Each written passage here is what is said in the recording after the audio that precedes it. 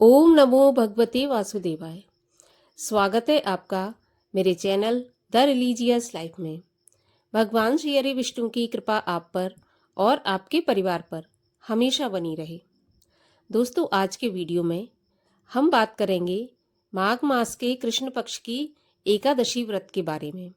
एकादशी का व्रत कब रखा जाएगा, व्रत का पारण किस दिन किया जाएगा, पूजा की विधि क्या होगी, साथ ही साथ ये भी जानेंगे कि राहु काल का समय एकादशी के दिन और द्वादशी के दिन कब रहेगा।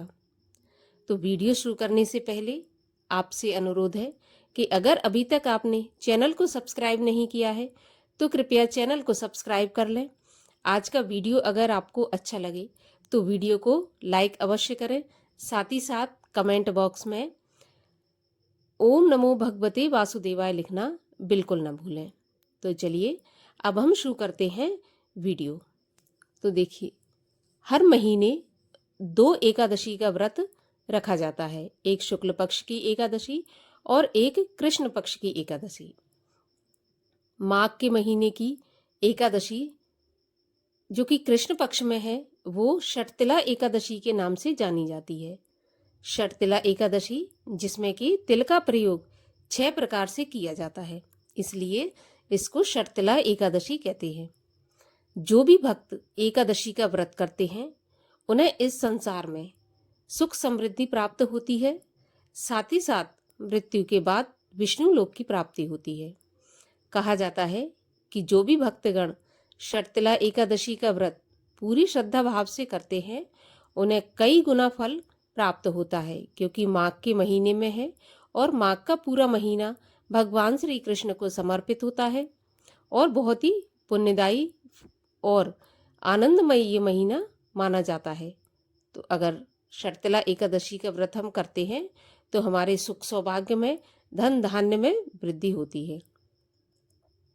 माघ मास के कृष्ण पक्ष की एकादशी का व्रत किस दिन रखा जाएगा, शुभ मुहूर्त क्या रहेगा, इसके बारे में भी वीडियो के अंत में मैं आपको बताऊंगी। लेकिन उससे पहले हम एकादशी व्रत के नियम जान लेते हैं।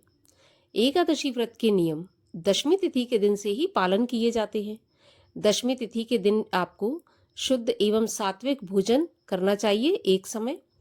सूर्यास्त के बाद आपको नमक और अन्न का त्याग कर देना चाहिए। अगर आप चाहें तो फलाहार कर सकते हैं। एकादशी की पहली रात्रि यानी कि दशमी की रात्रि को पूरी तरह से ब्रह्मचर्य का पालन करना चाहिए। एकादशी के दिन आप प्रातःकाल उठें ब्रह्म मुहूर्त में और उठने के बाद स्नान आदि से निवृत्त होने के बाद सूर्य भगवान को अर्घ्य दें। अर्घ्य देने के बाद भगवान श्री हरि विष्णु का पूजन करें। भगवान श्री हरि विष्णु के पूजन में आप तिल का अवश्य प्रयोग करें। षटतिला एकादशी है तो इस दिन आपको 6 प्रकार से तिलों का उपयोग करना है। सबसे पहला, आपको अपने स्नान के जल में थोड़े से तिल डालकर स्नान करना है। दूसरा, आपको तिल का उपटन करना है। तीसरा, भगवान के भोग में आपको तिल अवश्य अर्पित करना है। बिना तिल के षटतिला एकादशी का भोग भगवान को अर्पित ना करें। और एक चीज का और ध्यान रखें, भगवान विष्णु के भोग में तुलसी पत्र अवश्य शामिल किया जाता है, तो आप तुलसी पत्र जरूर से जरूर भगवान के भोग में शामिल करें। इसके अलावा आप स्वयं भी तिल डला हुआ पानी पिएं। जो भी आप पानी पीते हैं उसमें थोड़ा सा तिल डाल लें और तिल का पानी पिएं। अगर आप फलाहार करना चाहते हैं तो आप फलाहार में भी तिल का प्रयोग कर सकते हैं। इसके अलावा तिल का दान भी आज के दिन करना चाहिए। तिल का दान बहुत अधिक महत्वपूर्ण माना जाता है षटतिला एकादशी में। अब आपको भगवान की पूजा अर्चना करने के बाद कथा सुननी चाहिए षटतिला एकादशी की। भगवान श्री हरि विष्णु की आरती करें और सारा दिन व्रत रखें। अगर आप में सामर्थ्य है तो आप निराहार व्रत रखें, केवल जल पिएं।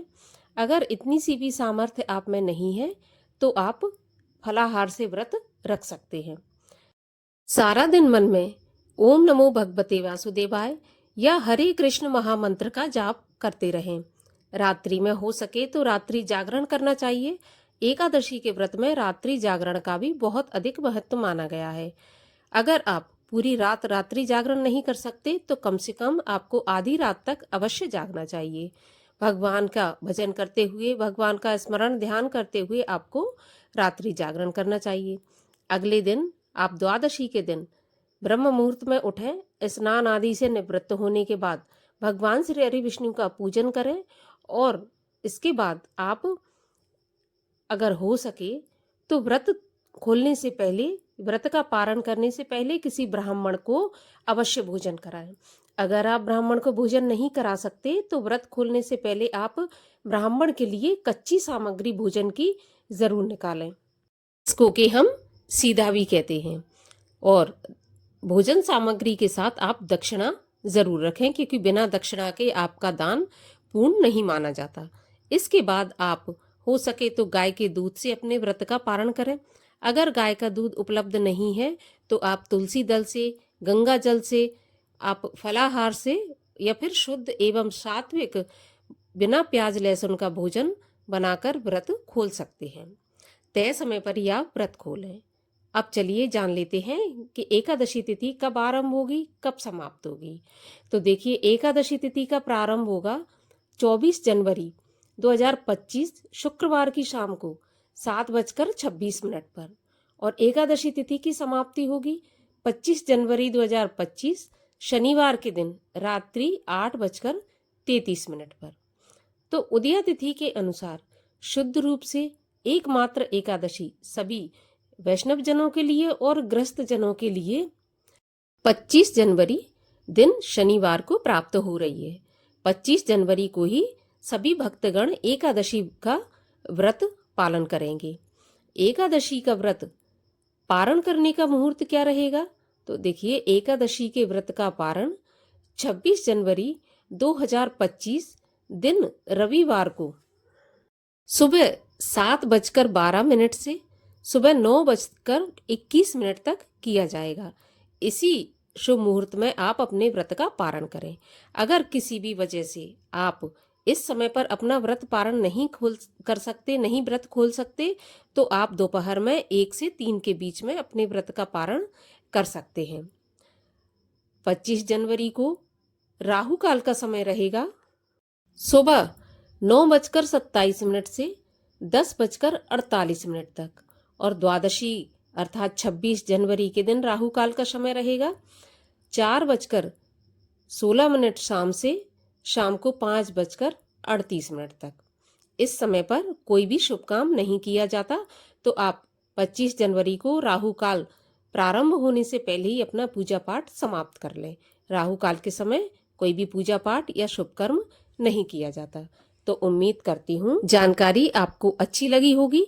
अगर आपको ये जानकारी अच्छी लगी हो तो वीडियो को लाइक अवश्य कीजिए। साथ ही साथ ऐसी ही और जानकारियों के लिए और माघ मास की कथाओं को सुनने के लिए, साथ ही एकादशी व्रत की कथा सुनने के लिए चैनल को सब्सक्राइब अवश्य कर लीजिए।